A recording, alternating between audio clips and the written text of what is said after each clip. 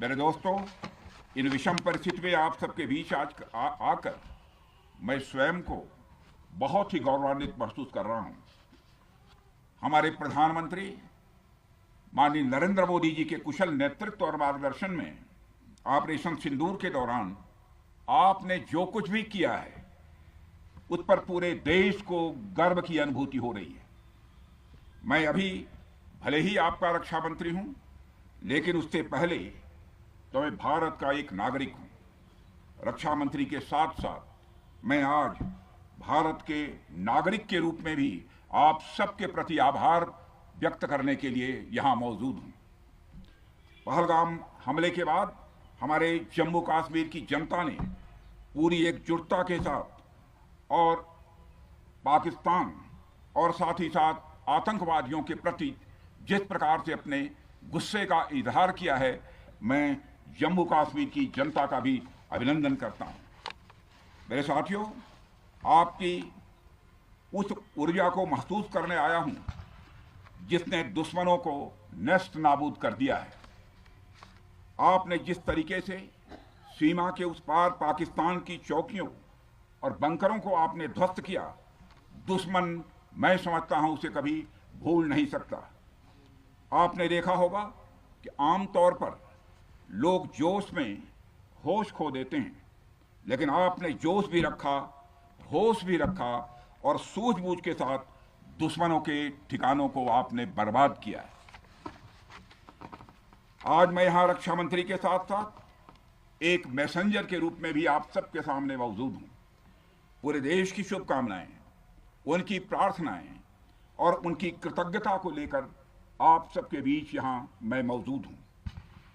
एक तरह से आप समझिए कि मैं एक डाकिया बनकर आपके बीच आया हूं और देशवासियों का संदेश लाया हूं। संदेश यह है कि हमें हमारी सेनाओं पर गर्व है। साथियों, ऑपरेशन सिंदूर सिर्फ एक ऑपरेशन का नाम भर नहीं है, बल्कि यह एक हमारी प्रतिबद्धता है, यह हमारा एक कमिटमेंट है। एक ऐसी प्रतिबद्धता जिसमें भारत ने दिखा दिया कि हम सिर्फ डिफेंस नहीं करते हैं, जब वक्त आता है तो हम कठोर निर्णय भी लेते हैं और कठोर कार्रवाई भी करते हैं। यह ऑपरेशन उस एक एक जवान की आंखों में देखा गया सपना था कि हर आतंकी ठिकाना, चाहे वह घाटियों में छुपा हो या बंकरों में दबा हो, हम वहां पहुंचेंगे और दुश्मन की छाती चीर कर हम उन आतंकी ठिकानों को खत्म करके ही हम वापस लौटेंगे। मेरे साथियों, ऑपरेशन सिंदूर आतंकवाद के खिलाफ भारत द्वारा चलाई गई अब तक के इतिहास की मैं मानता हूं यह सबसे बड़ी कार्रवाई है। 35-40 वर्षों से भारत सरहद पार से चलाए जा रही आतंकवाद का सामना कर रहा है। आज भारत ने पूरी दुनिया को यह साफ कर दिया है, यह स्पष्ट कर दिया है कि आतंकवाद के खिलाफ हम किसी भी हद तक जा सकते हैं। साथियों, आतंकवादियों ने पहलगाम में आतंकवादी घटना को अंजाम देकर भारत के मस्तक पर चोट पहुंचाने की कोशिश की है। भारत की सामाजिक एकता को तोड़ने का भी प्रयास किया गया है। उन्होंने भारत के माथे पर वार किया, हमने उनकी छाती पर वार किया है और छाती पर घाव किया है। पाकिस्तान के जख्मों का इलाज इसी बात में है कि वह भारत विरोधी और आतंकवादी संगठनों को पनाह देना बंद करे और अपनी जमीन का इस्तेमाल भारत के खिलाफ किसी भी सूरत में ना होने दे। साथियों, आपको याद होगा कि लगभग 21 साल पहले स्वर्गीय अटल बिहारी वाजपेयी जी के सामने इसी पाकिस्तान ने इस्लामाबाद में डिक्लेरेशन किया था कि अब उनकी धरती से आतंकवाद एक्सपोर्ट नहीं किया जाएगा। मगर पाकिस्तान ने भारत को धोखा दिया है, पाकिस्तान ने भारत को छला है और आज भी वह धोखा दे रहा है। इसका खामियाजा अब उसको भारी कीमत करके भुगतना पड़ा है और यह कीमत, यदि आतंकवादी वारदातें चलती रही तो लगातार यह बढ़ने ही वाली है। हमारे प्रधानमंत्री तो नरेंद्र मोदी जी ने दो टूक शब्दों में आतंकवाद के खिलाफ भारत की नीति को रीडिफाइन कर दिया है, इसे परिभाषित कर दिया है, जो यह कहती है कि हिंदुस्तान की सरजमी पर किया गया कोई भी आतंकी हमला एक एक्ट ऑफ वार माना जाएगा। दोनों देशों में जो अंडरस्टैंडिंग बनी है फिलहाल वह इसी बात को लेकर है कि सरहद पार से कोई बेजा हरकत अब नहीं की जाएगी। अगर की गई तो बात निकलेगी तो बहुत दूर तक जाएगी।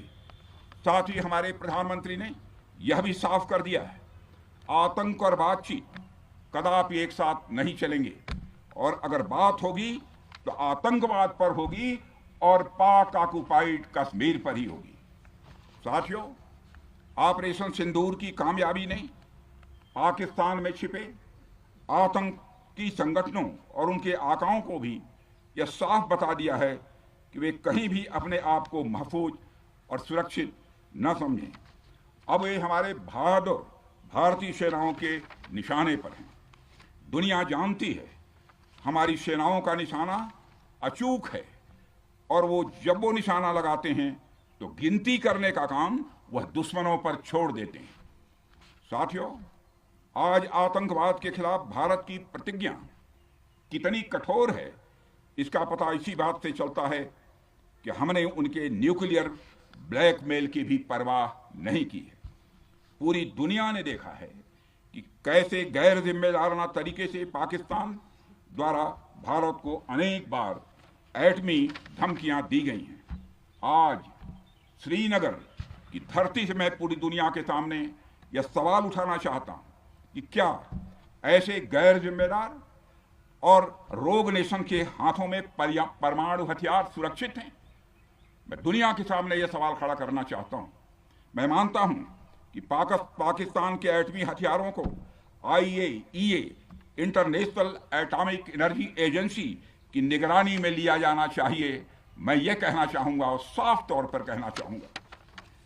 साथियों, हमारी सेनाओं हमारी सीमाओं पर अपनी मातृभूमि की रक्षा के लिए जिस तरह से आप सभी बिना रुके बिना थके दिन रात लगे रहते हैं, वह अपने आप में अद्भुत है और अद्वितीय भी है। आपकी यही बातें हम सब भारतीयों के लिए मार्गदर्शक का कार्य करती हैं।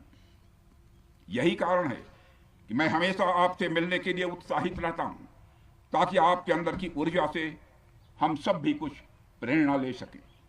साथियों, आतंकियों ने पहलगाम में धर्म पूछकर हमारे निर्दोष लोगों को मारा। उसके बाद आपने जो जवाब दिया उसे पूरी दुनिया ने देखा है। उन्होंने यह नहीं सोचा कि आम नागरिकों ने उनका क्या बिगाड़ा है, उन्होंने ऐसा क्या किया है कि उन्हें मार दिया जाए। पर मैं यह कहना चाहूंगा, आतंकियों ने भारतीयों को धर्म पूछकर देखकर मारा, धर्म पूछकर मारा, तो हमने आतंकियों को उनका कर्म देखकर मारा है। उन्होंने धर्म देखकर बेगुनाहों की जान ली, यह पाकिस्तान का कर्म था। हमने कर्म देखकर उनका खात्मा किया, यह हमारा भारतीय धर्म है। एक रक्षा मंत्री के रूप में मुझे आप सबको बेहद नजदीक से वर्षों से जानने का और समझने का अवसर मिला है। मैं आपके साहस और पराक्रम को तो जानता ही हूं, साथ ही साथ पहलगाम जैसी घटना के प्रति आपके गुस्से को भी मैं अच्छी तरह जानता हूं। साथियों, मुझे पता है कि पहलगाम के बाद आपके अंदर गुस्सा था, पूरे देश के अंदर गुस्सा था।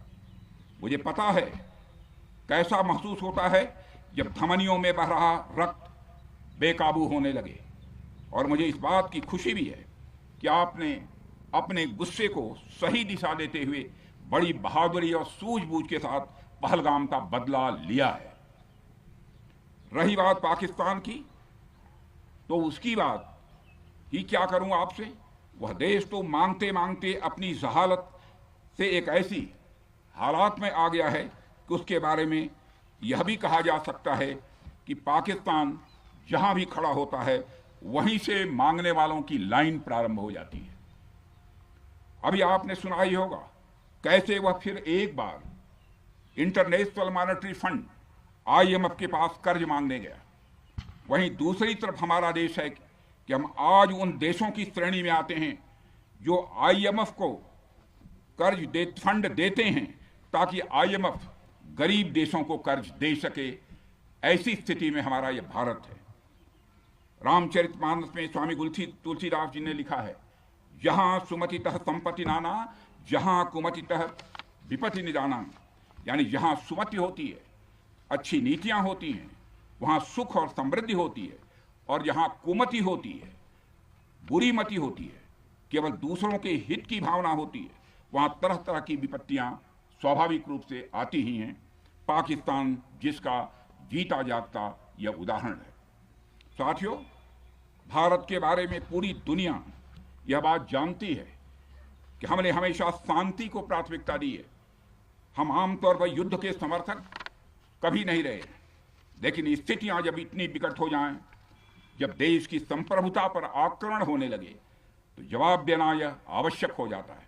राष्ट्र कवि रामधारी सिंह दिनकर जी की पंक्तियां आपके सामने रखना चाहूंगा। रुग्ण होना चाहता कोई नहीं, रुग्ण होना चाहता कोई नहीं, रोग लेकिन आ गया जब पास हो तिक्त औषधि, कड़वी औषधि। तिक्त औषधि के सिवा उपचार क्या, शमित होगा वह नहीं मिष्ठान्न से। यानी कोई बीमारी अगर लग जाए तो वह मिठाई से दूर नहीं होती है, उसके लिए कड़वी दवा ही काम करती है। इसलिए आतंकवाद जैसे रोग के लिए भी ऑपरेशन सिंदूर जैसी दवा की बड़ी जरूरत हो गई थी। साथियों, पूरे देश में हमारी सेनाओं को और हमारे सैनिकों को एक सम्मान की दृष्टि से देखा जाता है। एक सशक्त राष्ट्र वही होता है जो अपनी सेनाओं को सम्मान के साथ साथ आधुनिक हथियार और साजो सामान भी दे जिसकी उसे जरूरत है।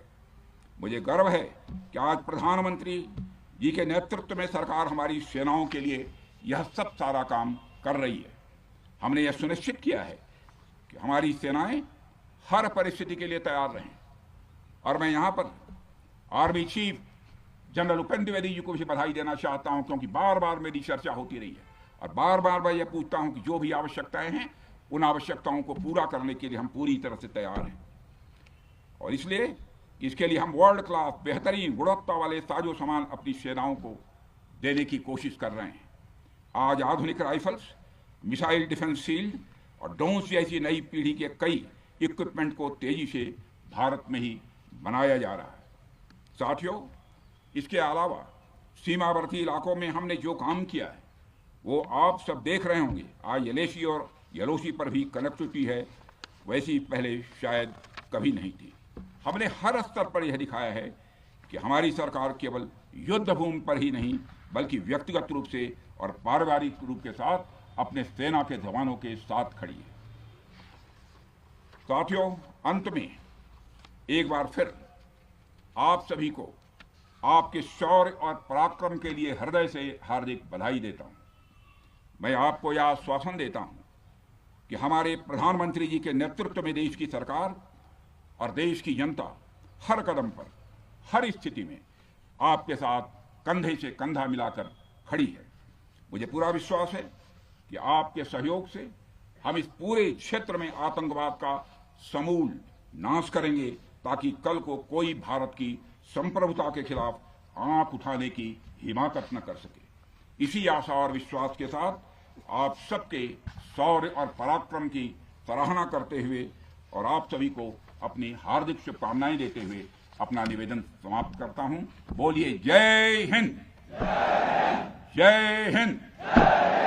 यहाँ का घोष वाक्य क्या है? इस भारत माता की जय है। क्या बात हुई।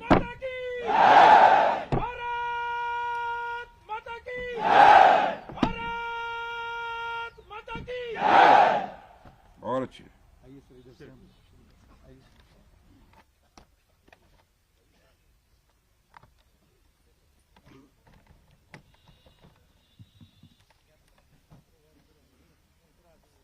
दूर है ना यार, बीच में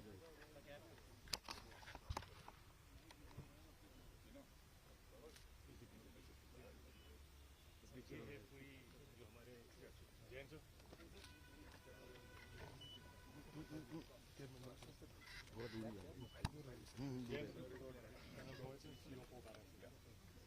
पूरी शेप की है, छोटी है, ये सारे ऑप्शंस हैं।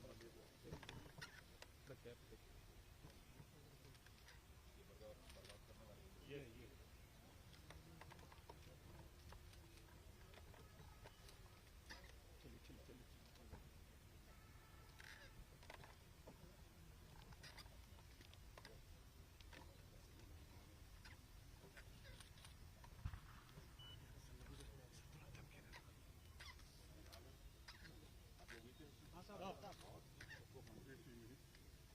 मरीन कमांडो भी दे दो, उनके ऑप्शन मरीन लेफ्टिनेंट कमांडर से पूछ ले। गैप गैप गैप चलो थोड़ा गैप बना के रखें, अभी फोटो क्लियर आएगा। गैप रखोगे, गैप फोटो क्लियर।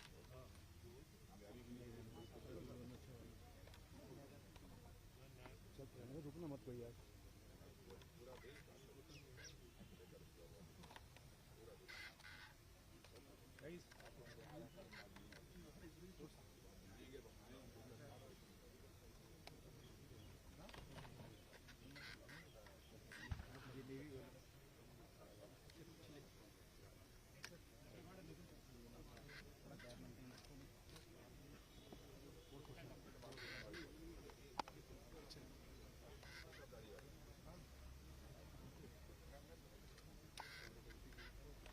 चलते तो पीछे रहो ना, जिसमें